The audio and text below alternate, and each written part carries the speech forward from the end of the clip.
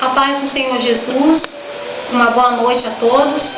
E eu gostaria de compartilhar a palavra do Senhor hoje, nesta noite, com todos e para todos aqueles que estiverem e que vão ouvir essa pregação, porque em tudo há um propósito de Deus. Hoje eu estou aqui porque há um propósito de Deus para a sua vida, para a minha vida e para a nossa vida. Então, eu gostaria de compartilhar o que o Senhor colocou no meu coração e a interpretação da palavra de Deus hoje nesta noite, em nome do Senhor Jesus. Gostaria que, se você tivesse uma Bíblia, ou se você não tem, mas que você prestasse bem atenção naquilo, não simplesmente que nós vamos ler na palavra, mas naquilo que o Senhor Jesus vai falar através da sua palavra, no nome do Senhor Jesus. Gostaria de ler a palavra de Deus aqui em João 4. João 4 tem um tema que fala sobre a mulher de Samaria. Então eu gostaria de ler este tema. Diz assim a palavra de Deus: quando, pois, o Senhor veio a saber que os fariseus tinham ouvido dizer que ele, Jesus, fazia e batizava mais discípulos que João, se bem que Jesus mesmo não batizava, e sim os seus discípulos, deixou a Judéia, retirando-se outra vez para a Galiléia. Vamos dar uma paradinha aqui? Eu gostaria de ir lendo e explicando aquilo que o Senhor Jesus falou comigo, porque o texto é um pouco grande, e se a gente for ler o texto todinho, talvez eu não consiga expressar e explicar tudo aquilo que eu entendi na palavra de Deus. Então, por isso eu quero fazer por etapa. Então, eu vou nessa primeira etapa aqui. Quando, pois, o Senhor veio a saber que os fariseus tinham ouvido dizer que ele, Jesus, fazia e batizava mais discípulos que João, se bem que Jesus mesmo não batizava, e sim seus discípulos, deixou a Judéia, retirando-se outra vez para a Galiléia. Olha, amigos, irmãos, isso é muito forte.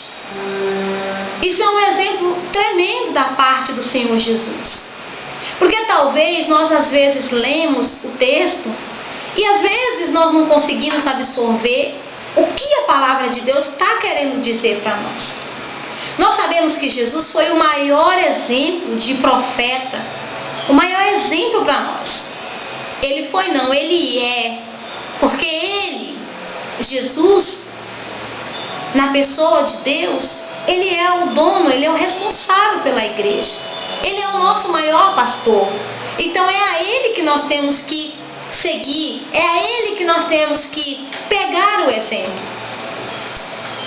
Então, veja que o texto diz que quando Jesus, ele fica sabendo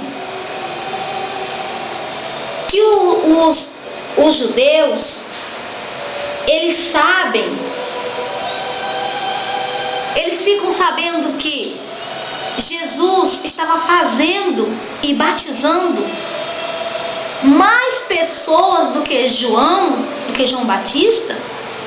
Jesus não gosta daquela notícia. E quando Jesus fica sabendo que eles souberam essa interpretação, Jesus deixa aquele lugar. E por que Jesus deixa aquele lugar? E diz o texto assim: se bem que Jesus, por mais que eles batizavam mais do que João Batista, não era Jesus que batizava. Quem batizava eram os seus discípulos. Agora vamos entender isso. Por que Jesus não batizava? Sendo ele a maior autoridade da igreja na terra. Porque Jesus, ele é exemplo para nós. Ele não pode desrespeitar a autoridade. Jesus, ele tinha todo o direito de fazer algo assim, mas ele não fez. Jesus, ele considerou a pregação de João Batista. Jesus considerou o ministério de João Batista. Por mais que ele fez mais discípulos, por mais que ele ganhou mais almas que João Batista, mas ele respeitou, porque quem batizava primeiro que Jesus era João. Então Jesus, ele não tirou essa autoridade que de Deus tinha sido dada para João Batista. Então ele sabe reconhecer, ele como Cristo sabe reconhecer a autoridade de João Batista, porque João Batista veio preparar o caminho do Senhor. Jesus veio para salvar os homens. Veja, irmãos, como é forte. Veja, irmãos, como às vezes nós deixamos de olhar para Jesus e acabamos seguindo o exemplo de homens. E o pior, irmãos, às vezes de homem que se comporta mal, que fazem mal, e às vezes a gente não consegue ver isso. Por isso, irmãos, que Jesus deu a dica para nós meditarmos nas Escrituras Sagradas, porque nela há cura, a libertação para nossas vidas. Vamos continuar? No versículo 4 diz assim: e era-lhe necessário atravessar a província de Samaria. Chegou, pois, a uma cidade samaritana chamada Sicar, perto das terras de Jacó, perto das terras que Jacó dera a seu filho José. Estava ali a fonte de Jacó. Cansado da viagem, assentara-se Jesus junto à fonte. Por volta da hora sexta, nisto veio uma mulher samaritana tirar água. Disse-lhe Jesus: dá-me de beber. Pois seus discípulos tinham ido à cidade para comprar alimentos. Então lhe disse a mulher samaritana: como sendo tu judeu, pede-me de beber a mim, que sou mulher samaritana? Porque os judeus não se dão com os samaritanos. Olha aqui, irmãos, outro problema. Outro problema que tem assolado a nossa nação cristã, que tem assolado as nossas igrejas. Jesus já sai daquele lugar aborrecido, porque ele sabe de algo que ele não gosta. Ele sabe de uma interpretação que levaram, já querendo engrandecer ele mais do que João Batista. E ele não aceita, não gosta dessas coisas. Jesus, ele não precisa disso. Não é como os homens, né? Que às vezes o homem sem Deus, às vezes ele quer crescer em cima do outro. Ele quer crescer desmerecendo o outro. E Jesus não precisa disso, porque Jesus é a retidão. Ele não precisa disso. Então, ele já sai daquele lugar aborrecido por causa dessa notícia. Jesus não quer fazer parte daquilo. Jesus não quer cooperar com aquele acontecimento. Então ele se retira daquele lugar. Então, a Bíblia diz que ele, cansado, chega à beira do poço, cansado da viagem, andava a pé, né? Você sabe, irmã, da luta, né, de andar no sol, de andar a pé. Você que já andou a pé, ou você que até hoje anda a pé, saiba de uma coisa: você não está esquecido por Deus. Deus, ele sabe o que é andar a pé. Entendeu? Há muitas interpretações que a gente já ouviu dizer: ah, se você não tem um carro, se você não tem uma casa, ah, porque se você não cresce, você não é de Deus. Isso é mentira, irmão. Porque o nosso Criador, o nosso Senhor, andou a pé. E isso é para alegrar o coração de você. Você que talvez nunca possui uma bicicleta, mas você fica se perguntando: mas meu Deus, eu Senhor, eu sirvo o Senhor. Não se entristeça por isso não, irmão. Jesus é com você. Ele sabe das tuas dificuldades e Ele há de abençoar poderosamente. Então, Jesus se aproxima daquele poço cansado. Mas lá ele encontra uma coisa boa. Ele encontra uma mulher. Uma mulher que também estava cansada. Cansada de sofrer. Uma mulher que vai para aquele poço fazer o que ela tinha que fazer, porque não tinha ninguém para fazer para ela. Aquela mulher não tinha um provedor. Aquela mulher não tinha alguém que lhe ajudasse, que ocupasse o lugar de provedor na sua casa, na sua vida. Por isso que aquela mulher estava ali, em plena aquela hora, batalhando para pegar água. Então Jesus começa a conversar com aquela mulher.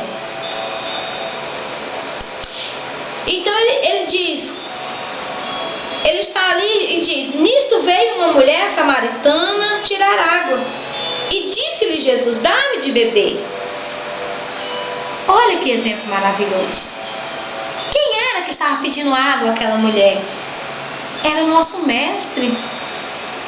Era Jesus. Era o dono da água. Era o dono daquele poço. Porque quando Jacó cavou aquele poço, foi inspirado por Deus. E Jesus participou da comunhão de Jacó para com Deus, para que Jacó cavasse aquele poço. Mas agora Jesus, materializado em forma de humana, de homem, pede água para aquela mulher. Veja o nosso Senhor pedindo um pouco de água para uma mulher. Primeiro, uma mulher. Segundo, uma mulher cansada de sofrer. Uma mulher que estava com a vida toda torta, precisando de ajuda e de restauração. Então vamos ver o diálogo de Jesus com essa mulher. Então, os discípulos tinham ido comprar pão a mando de Jesus, comprar alimento. Então, disse a mulher samaritana: como sendo tu judeu, pede-me de beber a mim, que sou mulher samaritana? Porque os judeus não dão com os samaritanos. Veja mais um problema. Mais um. Aquela mulher diz: não, por que você fala comigo? Você sabe que nós não se damos. A nossa nação não se ajunta. E veja o que Jesus vai dizer a essa mulher. Replicou-lhe Jesus: se conheceras o dom de Deus, e quem é o que te pede, dá-me de beber, tu lhe pedirias, e ele te daria água viva. Veja se não é isso, irmãos, que está acontecendo no nosso meio. As pessoas estão tão voltadas para a religiosidade. As pessoas estão tão voltadas, irmãos, para a placa A, B, C. As pessoas estão tão dominadas pelo domínio do homem que elas estão brigando, estão se tornando rivais. Irmãos, nós temos que saber discernir quando Deus está usando um pregador ou um homem de Deus, vamos dizer melhor, uma mulher de Deus, para trazer a luz para nós do erro, do que está errado. Se uma pessoa está cometendo um erro, isso não significa que ela não é de Deus, mas significa que ela está errando. Então nós temos que saber discernir isso, para não gerar mais conflitos, mais confusões. Porque veja que aquela nação estava se chocando por motivos de quê? De divisão. Porque eu sou isso, porque você é aquilo. Não, porque não é assim aqui. Não, é porque Deus está acolá. Não, porque Deus está comigo. Aí um diz, não, porque a mão de Deus está aqui. Aí o outro diz, não, porque os pés de Deus estão aqui. Aí o outro diz, não, porque os olhos de Deus são como chama de fogo, está aqui. Eu vou fazer uma pergunta, irmão. Por acaso, será que o corpo de Jesus está dividido? Será que os olhos de Jesus estão fora do corpo? Será que as mãos de Jesus estão só as mãos em um lugar? Será que só os pés de Jesus estão em outro lugar? Esse não é o Jesus da Bíblia. Porque se Jesus estiver em um lugar, ele tem que estar completo. Ele não está dividido. Jesus, ele não tem a mesma função maligna. Ele não tem a mesma função satânica. Jesus, ele veio para unir, para dar unidade. Ele não veio para dividir. Então, irmãos, Jesus fez uma resposta para aquela mulher. Jesus disse, mulher, se tu soubesses quem te pede água, tu me darias de beber. Em outras palavras, Jesus está dizendo para aquela mulher, se tu soubesses que quem te pede água é a autoridade dessa igreja. Se tu soubesses que quem te pede água é alguém que não está imposto a templos humanos, mas está acima do templo. Se você me conhecesse, Jesus estava querendo dizer para aquela mulher. Então vamos continuar aqui.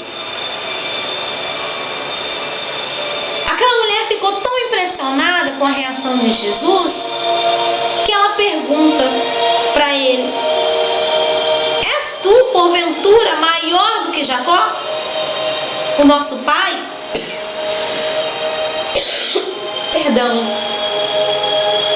Que nos deu o poço, do qual ele mesmo bebeu, e bem assim seus filhos e o seu gado?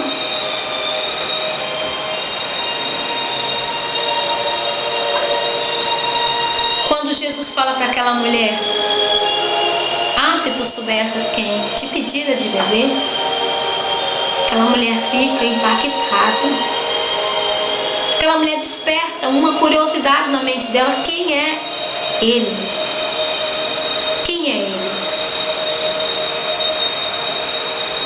E ela então pergunta imediatamente: és tu, porventura, maior do que Jacó, o nosso pai, que nos deu o poço, do qual ele mesmo bebeu, e bem assim seus filhos e o seu gado?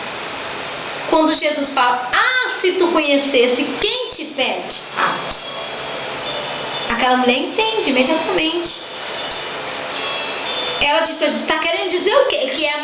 Que tu és maior que Jacó? Porque Jacó, como patriarca, ele é um referencial para aquelas pessoas. Por que ele é um referencial? Porque Jacó vem da linhagem da aliança. Da aliança da fé, da obediência. Então aquele poço que aquela mulher estava ali para pegar água, era a herança de Jacó. Então Jacó, no meio daquele lugar árido, daquele lugar difícil, Jacó tinha ali cavado um poço. Então Jacó tinha deixado para aquele povo aquele poço, aquela herança. Então ela pergunta: serias tu maior do que Jacó? E Jesus afirma àquela mulher, afirmou-lhe Jesus: quem beber desta água tornará a ter sede. Aquele, porém, que beber da água que eu lhe der, nunca mais terá sede. Pelo contrário, a água que eu lhe der será nele uma fonte a jorrar para a vida eterna. E veja o que aquela mulher diz. Disse-lhe a mulher: Senhor, dá-me dessa água, para que eu não mais tenha sede, nem precise vir aqui buscá-la. Olha, irmãos, como é interessante. Nós, seres humanos, somos, às vezes, muito engraçados. Quando Jesus promete dar uma água para matar a sede daquela mulher, ela logo interpreta a necessidade. E como nós seres humanos, somos acomodados, nessa passagem podemos ver como nós somos acomodados. Na verdade, nós humanos, sabe o que nós queremos de Jesus? Queremos apenas que Ele resolva os nossos problemas e depois, nada mais. Queremos dar no pé, queremos ir embora. Queremos apenas que Jesus supre a nossa necessidade. E mais, e que Ele supra a vida toda a nossa necessidade, para a gente não ter mais que ter esforço, para a gente não ter mais que trabalhar, não ter mais que fazer nenhum esforço da nossa parte. Aquela mulher disse: então me dê dessa água, se nunca mais eu vou ter sede. Imagina, uma mulher necessitada, que precisava todos os dias, debaixo de sol quente, ir lá pegar essa água. E ela encontra uma pessoa que diz que vai dar água para ela, que nunca mais ela vai ter sede. Ela interpreta que nunca mais ela precisaria voltar ali para pegar água. É o que muitas das vezes nós queremos fazer. Às vezes não queremos ter esforços. Às vezes queremos uma resposta de Deus, uma resposta errada, por caminho errado. E não era isso que Jesus estava querendo dizer àquela mulher. Então olha o que ele diz para ela. Disse-lhe Jesus: vai, chama teu marido e vem cá. Ao que lhe respondeu a mulher: não tenho marido. Replicou-lhe Jesus: bem disseste, não tenho marido, porque 5 maridos já tiveste, e esse que agora tens não é teu marido. Isso disseste com verdade. Olha só, irmãos, aquela mulher, ela pede a água para Jesus. Uma água que ela imagina ser uma água natural. Mas Jesus, vendo que aquela mulher não estava entendendo, Jesus vai aonde aquela mulher está precisando verdadeiramente da água. Jesus vai suprir aonde aquela mulher está necessitada para resolver seu problema. Porque não é assim que nós fazemos? Às vezes queremos a solução dos nossos problemas, às vezes sem chegar na raiz. Por quê? Às vezes nós não queremos até mesmo nem para Deus mostrar nossas raízes. Raízes que às vezes vêm desacertadas, raízes que às vezes vêm de maneira errada. E muitas das vezes, para não mostrar a nossa raiz, tendo vergonha de Deus, muitas das vezes, queremos até esconder. Mas olha que exemplo bonito dessa mulher. Ainda que ela não entende, mas ela não esconde essa raiz. Porque Jesus vai na raiz dela. Jesus vai na raiz do problema. Porque se Jesus tivesse dado uma água comum àquela mulher, não teria resolvido a conversão dela. Ela não teria jamais deixado de praticar os atos e se convertido a Jesus. O problema daquela mulher não estava simplesmente só na água que ela pegava. O problema daquela mulher estava porque ela não tinha uma pessoa legalizada do lado dela, um provedor para ajudá-la, para ir buscar a provisão. Esse era aquele maior problema daquela mulher, uma mulher desacertada, que não dava certo. Já tinha tido 5 maridos e não tinha dado certo com nenhum. E com o qual ela estava se relacionando por último, não era marido dela. Talvez supostamente um amante. E Jesus, quando Jesus disse que vai dar água a esta mulher, vai dar água que nunca mais ela vai ter sede. Quando Jesus diz que vai dar água para jorrar a vida eterna, Jesus traz a conversão e a salvação na vida daquela mulher.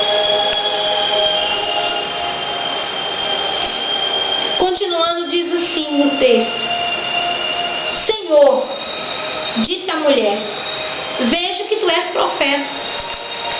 Veja que o relacionamento de Jesus com essa mulher começa a mudar. Primeiro, ela não entende quem é Jesus. As primeiras conversas. Então, a conversa foi se relacionando. Jesus foi tocando a mulher aonde só ela sabia, no profundo, no escondido, onde só Deus sabe, nos problemas interiores. Então agora a mulher começa a reconhecer que Jesus é um profeta. E veja só o que ela diz: nossos pais adoravam neste monte. Vós, entretanto, dizeis que em Jerusalém é o lugar onde se deve adorar. Disse-lhe Jesus: mulher, podes crer-me que a hora vem, quando nem neste monte e nem em Jerusalém adorareis o Pai. Vós adorais o que não conheceis, nós adoramos o que conhecemos, porque a salvação vem dos judeus. Mas vem a hora, e já chegou, em que os verdadeiros adoradores adorarão o Pai em espírito e em verdade, porque são estes que o Pai procura para os seus adoradores. Aquela mulher, depois de começar a reconhecer a autoridade de Jesus, ela começa a contestar: mas como que o Senhor quer que eu tenha união com esse povo? Porque é uma guerra. Um diz que ali está certo, outro diz que um diz que é a gente que está certo, outros diz que é eles que estão certo. O que eu faço? Jesus disse: não se preocupe com isso, mulher, porque nem eles e nem vocês estão certos, porque é chegada a hora. Sabe por que Jesus disse é chegada a hora? Porque ele já estava ali. Porque ele, com maior autoridade, veio para dar um ponto final na bagunça. Jesus veio para acabar com aquela bagunça. Porque através de Jesus Cristo, a morte dele na cruz do Calvário foi para acabar a divisão. Foi para dar o direito de eu e você adorarmos a Deus em espírito e em verdade. Nos montes, dentro das congregações, dentro da sua casa, no eirado, em qualquer lugar. O Pai procura os verdadeiros adoradores. Aleluia! Louvado seja o nome do Senhor. Então, ele diz: Deus é Espírito, e importa que os seus adoradores os adorem em espírito e em verdade. Então Jesus estava dizendo: vocês não me conhecem, vocês estão adorando a quem não conhece. Em outras palavras, Jesus estava dizendo: se vocês conhecessem o Pai, vocês não estariam brigando. Se vocês adorassem o Pai, não estariam em guerra. Aleluia! Neste ponto, vamos continuar aqui. Neste ponto, chegaram seus discípulos e se admiraram de que estivesse falando com uma mulher. Todavia nenhum lhe disse: que perguntas? Ou por que falas com ela? Quanto a mulher, deixou o seu cântaro e foi à cidade, e disse àqueles homens: vinde comigo e vede um homem que me disse tudo quanto tenho feito. Será este porventura o Cristo? Saíram, pois, da cidade e vieram a ter com ele.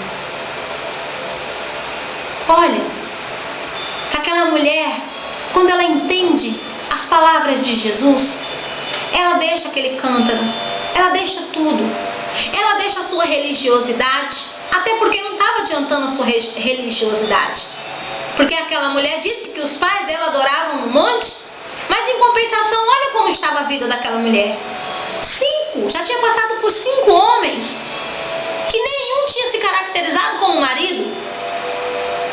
Olha o que a religião estava fazendo com a vida daquela mulher. Ela deixa tudo. E ela vai, sabe fazer o quê? Ela vai anunciar que ela conheceu um homem que provavelmente seria o Cristo.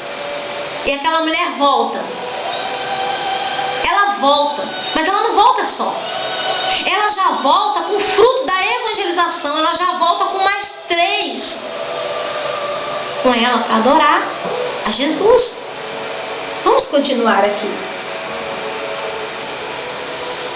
Nesse interim, os discípulos lhe rogaram dizendo: Mestre, come. Mas ele lhes disse: uma comida tenho para comer, que vós não conheceis.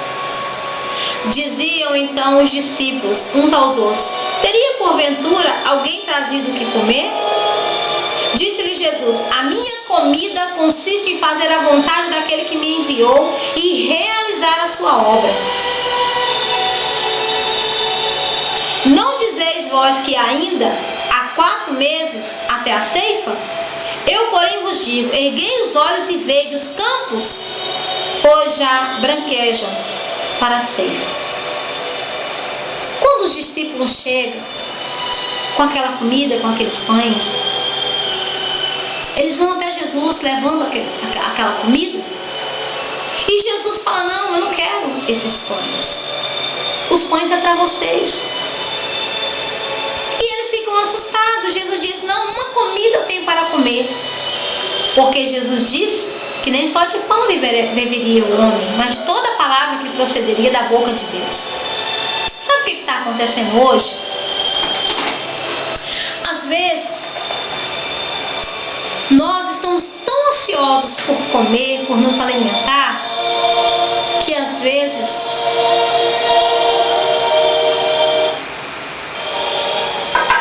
nós estamos comendo qualquer alimento. Eu queria que você prestasse atenção nisso. Nós temos que nos alimentar, sim, e possivelmente da palavra de Deus em primeiro lugar. Mas queria que você atentasse para uma coisa. Esse alimento mais importante para Deus é o alimento espiritual. É a palavra de Deus. É o pão que veio do céu. E eu paro para pensar que às vezes, que comida nós estamos comendo? Será que nós estamos nos alimentando do verdadeiro pão que veio do céu? Será que nós estamos alimentando verdadeiramente do verdadeiro alimento? Eu queria que nessa pregação você parasse para pensar sobre o seu alimento espiritual que você está ingerindo. Seja lá quem for, seja um irmão, seja um pregador, seja seu líder, seja quem for, aqueles que estão responsáveis em professar, em ensinar, em dar a palavra, eu queria que você prestasse atenção, que você analisasse sobre esse alimento, sobre essa comida, porque Jesus disse que a comida que ele tinha para comer era fazer a vontade de Deus. Jesus estava querendo dizer para aquele povo que eles não estavam se alimentando espiritualmente da vontade de Deus. Primeiro, a religiosidade não estava levando eles a uma conversão. A mulher acaba de confessar a Jesus que os seus pais adoravam. Ela não era uma mulher leiga, ela era de uma linhagem. Portanto, como estava abençoava a vida daquela mulher, quebrando os princípios de Deus, quebrando aquilo que os seus pais professavam, que era a fé no Senhor. E os outros que estavam brigando por causa da religiosidade, os judeus e os samaritanos, estavam deixando de amar os samaritanos. Estavam deixando de dar a oportunidade aos samaritanos também de conhecer o Senhor, de conhecer a Deus. Então Jesus veio para que nós venhamos nos alimentar do verdadeiro alimento. E o verdadeiro alimento, ele não está numa placa. O verdadeiro alimento não está no ego do homem, que se estriba de conhecimento, que faz grandes movimentos para se aparecer, para se promover, para dizer que é alguma coisa. O verdadeiro alimento não está aí. Seja quem for que trouxer uma palavra, veja aquela palavra, ensina aquela palavra. Da onde vem aquela palavra? Está de acordo à vontade de Deus ou está contra a vontade de Deus? Tem um monte de gente indo igual Maria vai com as outras, se portando, deixando seus líderes se portar até maior do que Jesus. Porque Jesus não dividiria o seu reino, e nem os seus filhos. E tem muitos homens fazendo isso. Então, eu queria que você analisasse, como eu tenho analisado isso. Vamos terminar aqui. Não dizeis vós que ainda há 4 meses, Jesus continua dizendo, não dizeis vós que ainda há 4 meses até a ceifa? Eu, porém, vos digo, erguei os olhos e vede os campos, pois já branquejam para a ceifa. O ceifeiro recebe desde já a recompensa, e entesoura o seu fruto para a vida eterna. E desarte e se alegram tanto o semeador como o ceifeiro, pois no caso é verdadeiro o ditado: um é o semeador e o outro é o ceifeiro. Eu vos enviei para ceifar o que não semeastes. Outros trabalham e vós entrastes no seu trabalho. Você consegue entender essa palavra? Porque às vezes, se a gente olhar assim, a gente fica pensando, mas o que Jesus quis dizer com isso? O Espírito Santo hoje, nessa noite, nos revela. Sabe o que eu entendo com essa palavra? O dono da ceifa é Jesus. O dono da ceifa é Deus. E não é eu ou você. Não é fulano ou cicrano. Não é o homem que coloca um termo no pastoreio. Não. É Deus. É Jesus. Se Ele mandar alguém, por menor que seja, falar, e se aquelas palavras vêm do Senhor, e é Deus que usa, é Deus que está usando, como que eu sei que é Deus que está usando uma pessoa? É quando ela fala o que vem de Deus, o que vem da palavra. Se eu analiso que o que aquela pessoa está falando é o que bate com a palavra de Deus, então eu sei que é o Espírito Santo de Deus que está falando através daquela pessoa. Porém, se aquela pessoa, seja ela qual for, fala coisas ilícitas que não vêm da palavra, então eu sei que não é o Espírito Santo que está usando. Então vamos parar, irmãos, com esse individualismo. Vamos parar de olhar tanto para a religiosidade. Vamos nos amar uns aos outros. Vamos aceitar o ministério dos nossos irmãos em Cristo.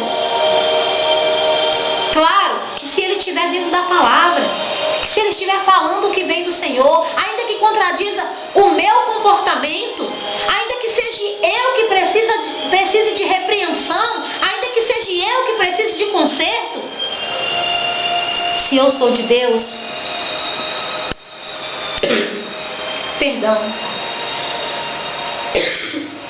eu devo reconhecer a voz de quem está falando através dessa pessoa. Porque a palavra diz que aquele que é de Deus conhece a sua voz. Eu desejo a todos uma boa noite.